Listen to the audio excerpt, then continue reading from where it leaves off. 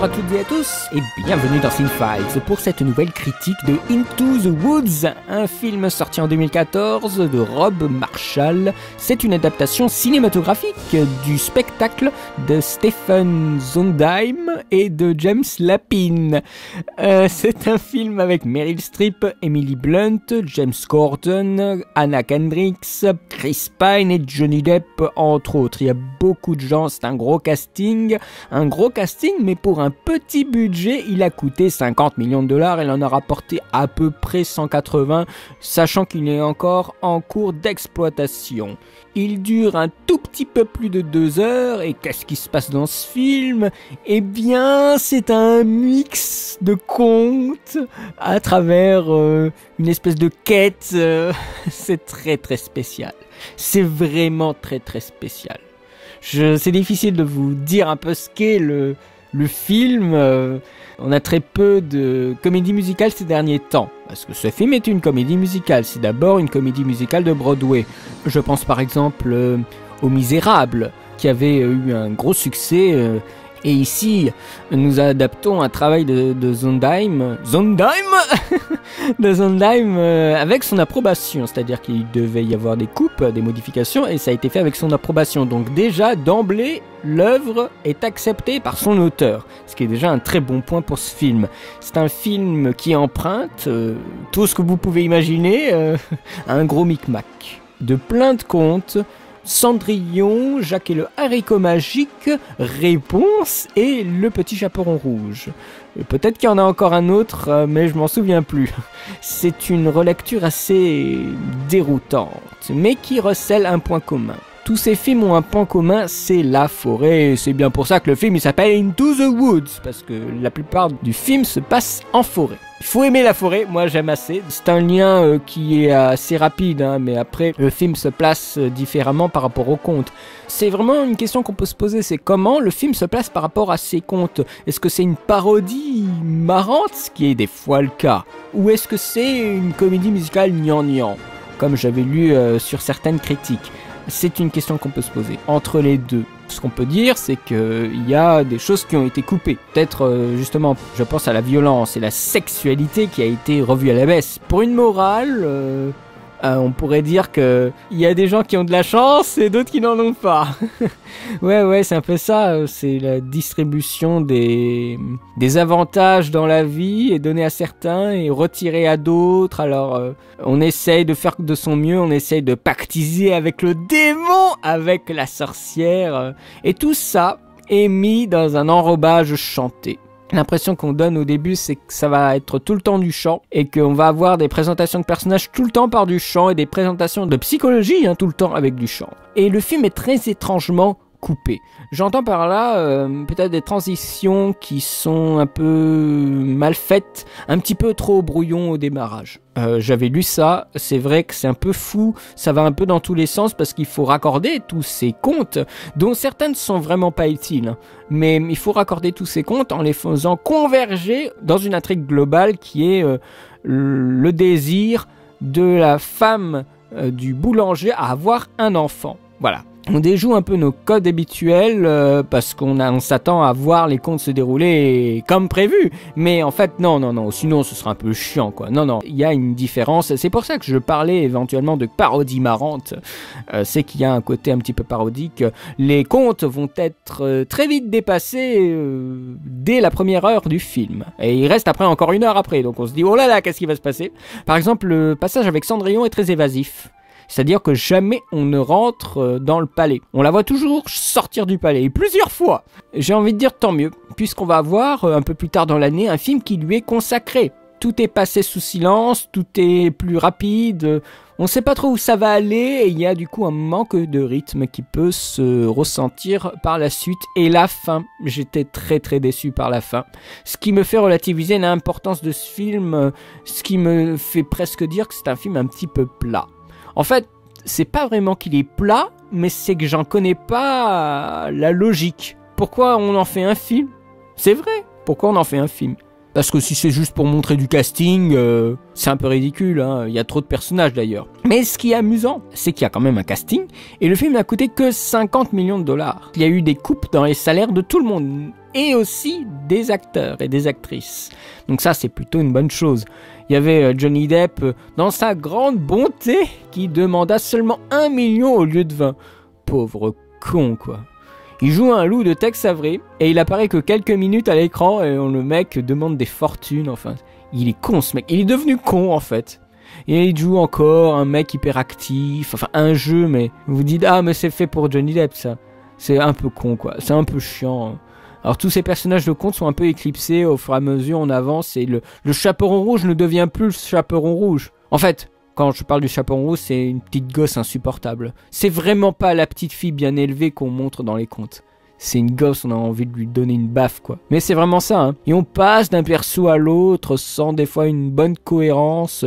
Les contes ne s'imbriquent pas tellement, parce qu'ils sont pas tous issus du même pays.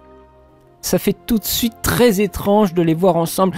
En fait, ça se mélange tellement qu'on n'y comprend plus rien. Je vais vous donner juste un exemple. La femme qui s'occupe du petit Jack, hein, de l'enfant, provoque la géante qui a perdu son mari tombé du haricot en essayant de choper Jack qui a volé la harpe pour essayer de faire plaisir au chaperon rouge. Mais des trucs complètement fous. Et au milieu, qu'est-ce qu'on a? On a Meryl Streep qui fait la sorcière pour tous les contes. En fait, c'est le pivot un peu de tous les contes. Elle fait tout basculer. Elle motive justement Emily Blunt, hein, qui joue la boulangère, à avoir un enfant. Donc il faut lui rapporter une vache blanche comme le lait, une cape rouge comme le sang, des choses comme ça. Voilà. Alors bien sûr, cape rouge, chaperon rouge. Alors voilà, le boulanger et sa femme doivent chercher des ingrédients dans les autres contes, c'est-à-dire prendre des cheveux de réponse, des choses comme ça. Enfin, ça devient un peu fou. Et en fait, ça se tourne pas autour des contes, mais autour des personnages qui sont pas issus de contes. Donc c'est très très bizarre, hein. Emily Blunt, alors, déjà elle jouait bien dans Edge of Tomorrow, et là elle joue très très bien. Elle était enceinte. Alors c'est vachement amusant qu'on demande à une actrice enceinte de jouer une femme qui veut être enceinte. Elle est très sympathique avec son boulanger. Et le couple, ce sont les éléments centraux du film et sont ainsi l'exemple du spectateur contemporain, c'est-à-dire à la recherche de choses basiques qui se retrouveraient plongés parmi les personnages de contes en quête. Ce sont des intrus dans tout cet univers de contes. Et ceci est appuyé dans le film. À un moment, il y a un des princes, parce qu'il y a plusieurs princes dans le film, qui veut embrasser la femme du boulanger. Et la femme du boulanger, Emily Blunt, elle se dit I'm in the wrong story, c'est-à-dire je suis pas dans la bonne histoire. Mais ça, c'est du métafilm, là, c'est du métafilm. Alors au niveau des chansons, je ne vais pas rentrer en profondeur. Rob Marshall avait fait Chicago, que j'avais moyennement apprécié. Je crois qu'il avait fait aussi Nine, mais que je n'ai pas vu. C'est quand même quelqu'un qui a une petite spécialité, c'est pas un novice, loin de là. Pour lui, To the Woods devait être un peu un conte pour la génération post-11 septembre avec des chansons comme No One Is Alone ou des trucs comme ça. Bon, moi ça m'a pas particulièrement touché, hein. Je trouve d'ailleurs que la musique était un petit peu ratée. C'est pas mémorable. On ne se sent pas emporté forcément par toutes les chansons, c'est un peu mou. À certains instants, on se croirait même dans Sweeney Todd, parce qu'il y a une ambiance sombre quand même. Mais je pense que c'est tout à fait normal, puisque cet auteur, Sondheim, il a fait aussi Sweeney Todd, si je me trompe pas, et bien sûr ici la violence est suggérée. Mais ça veut pas dire que toutes les chansons elles sont ratées. Il y a une chanson où il se rejette la faute, c'est super bien écrit. Et c'est très bien rendu par le travail de caméra et des acteurs. Il y a aussi la chanson, je crois que c'est celle-ci qu'on va se souvenir dans le film, c'est les princes qui chantent leur amour dans une espèce de cascade. Et tu les vois en train de parler et tout ça. Il y a un moment, les mecs ils ouvrent leur chemise, mais tu sais même pas pourquoi. C'est tellement gratuit là. C'est vraiment, on veut faire plaisir aux femmes, donc on ouvre la chemise. Alors il y a le premier qui ouvre sa chemise dans un élan de paroles, de chansons, et t'as l'autre qui veut l'imiter. Alors l'autre il est complètement en désynchro avec la musique, il l'ouvre aussi un petit peu juste pour montrer, regardez mes pectoraux, moi aussi je peux faire le prince en mal d'amour. Ce passage je l'ai pas mal, avec les mecs qui disent agonie. C'est génial, ça c'est marrant. C'est pour ça que je parle de parodie, de trucs gnangnan, parce que c'est un peu les deux quoi. On sait pas trop comment le film peut se placer. Mais le problème, c'est que c'est pas chanté en live, c'est chanté en studio. 90% ont été chantés en studio. Et le reste, c'est sur le plateau. Mais donc ce n'est pas une vraie performance vocale, parce que, bien sûr, il y a une performance vocale quand c'est enregistré en studio, mais on peut faire tellement de bidouilles. On peut tellement modifier le son. Mais aujourd'hui, on a une telle expertise et des outils tellement puissants qu'on peut faire tout. On peut presque remercier la technologie plus que les acteurs pour la performance qu'ils offrent. Ce sont les machines qui offrent des performances ou les acteurs? Non, mais on peut se poser la question avec ça. Surtout qu'ils le disent, que c'est fait en studio, en auditorium, l'enregistrement. Donc après, il y a un système de playback et on joue avec ça. Et les mecs, ils sont fortiches pour ça. Ils sont très très forts, hein. Pour jouer en playback et même fait des doublages, la façon dont ils doublent les choses, dont ils font de l'auditorium, les Américains sont très très très très forts.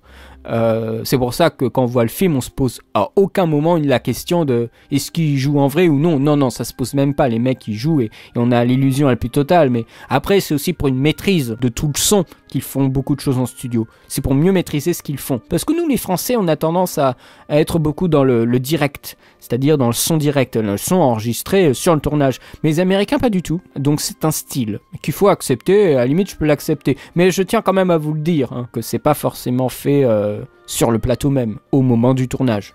À côté de ça, il y a la réalisation. Alors pour 50 millions de dollars, avec les acteurs en moins, c'est assez fortiche. Comme quoi, quand les acteurs font un petit effort pour le salaire, on peut produire un truc pas mal avec pas beaucoup d'argent. C'est 50 millions et quand vous voyez le film, il y a des effets spéciaux, il y a beaucoup de travail de lumière avec quand même des décors qui sont pas mal. Mais enfin, des décors qui sont pas mal, ce sont des décors qui sont peu variés. Il y a la forêt, quelques ruines et puis voilà. Non mais il faut dire ce qui est. Il n'y a pas la scène de bal pour Cendrillon par exemple. D'ailleurs le vieux château, j'ai lâché les mots, le château du prince de Cendrillon, il fait pas du tout rêver, hein. C'est pas le château de Disney, hein. C'est une espèce de ruine. Et on voit pas le pays des géants. Finalement on voit que le film fait 50 millions de dollars. On le ressent vraiment. Il y a des choses très spectaculaires qui nous sont pas montrées. Ou alors le château du prince. Hein. Oh, c'est une espèce de ruine. On dirait le vieux château en France complètement paumé. Enfin bon, c'est pas très glamour. C'est pour ça que je dis qu'il y a un côté parodique. C'est parodique le truc. La façon dont ils ont procédé, c'est assez classique. Ils disaient qu'ils avaient fonctionné avec 2 caméras et après, avec le montage sur Avid, ils ont travaillé les choses. Ils ont fait des transitions numériques. Il y a des fois des flashbacks sur, par exemple, la sorcière qui est dit pourquoi elle est méchante et tout ça. Et tout d'un coup, on a une transition qui est assez habile quand elle redresse ses cheveux. Et là, on a une transition numérique pour faire un truc beaucoup plus propre qu'un simple fondu enchaîné. Pour l'ampleur de ce qu'on veut quand même nous montrer avec des contes et de la magie, c'est quand même pas mal. Mais voilà.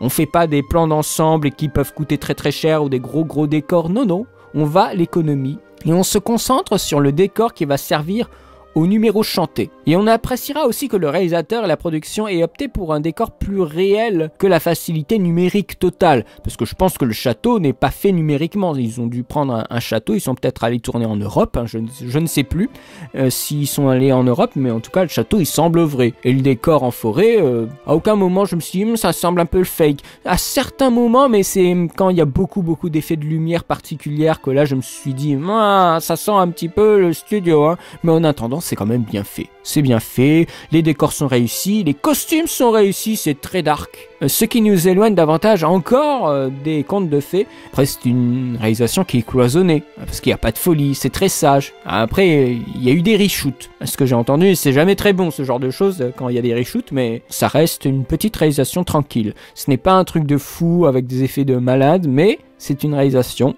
qui sert le propos du film. Je trouve que ce film n'est pas un film que Disney aurait dû faire. C'est un peu inutile. Mais ça ne veut pas dire qu'il est mauvais. Mais la magie me semble absente par rapport à ce que j'ai ressenti moi. On y perd un peu la simplicité d'une intrigue et d'une morale simple à travers cette fusion de contes.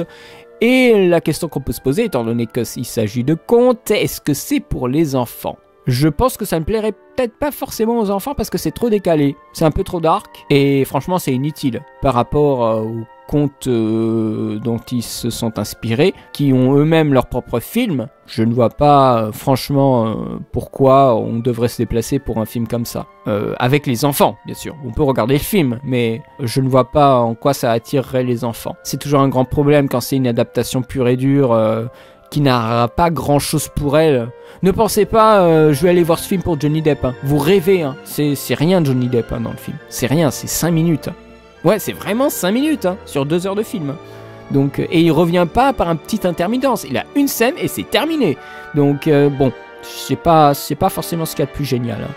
C'est moyen, c'est pas mauvais, hein. Mais c'est très très standard. Enfin, Les Misérables étaient plus impressionnants pour moi. Alors même parce que Les Misérables étaient plus couillus en termes de technique. Hein. Les personnes chantaient vraiment. Là, c'est du studio, c'est plus classique. Je lui mettrais un 12 sur 20. Il y a des beaux moments, mais ce n'est pas mémorable du tout. J'espère que cette critique vous aura plu. N'hésitez pas à poster des commentaires si vous avez vu le film et que vous avez trouvé que c'était pas mal ou que vous avez trop kiffé parce que c'est les contes de Disney qui sont à l'intérieur et qu'on le voit en live et tout ça. Donc voilà, n'hésitez pas à poster des commentaires et quant à moi, eh bien, je vous donne rendez-vous pour une prochaine vidéo, sachant que la prochaine vidéo, c'est la vidéo des 200 vidéos, donc je sais ce que je vais faire, donc vous aurez la vidéo très très bientôt. Je pense aussi que vous allez avoir une critique de Jupiter Ascending, parce que c'est cool, Jupiter Ascending. Non, mais j'ai tellement peur de ce film que je veux vraiment voir ce que ça donne, et je vous dirai un petit peu ce que j'en pense dans une vidéo. Donc voilà, il y aura un gros programme dans les prochains temps, donc restez connectés, en tout cas je vous remercie de me suivre, ça me fait très très plaisir, vous avez été aussi nombreux à me poser des questions pour la FAQ, donc moi ça me touche vraiment, et c'était des bonnes questions, il n'y a pas eu trop de redites, voilà, au bout de la 4e FAQ, vous me sortez encore des choses auxquelles je n'ai pas répondu, donc ça c'est cool. Je vous remercie vraiment beaucoup, je vous remercie de me suivre, et je vous dis à très bientôt pour une nouvelle vidéo. Allez, salut!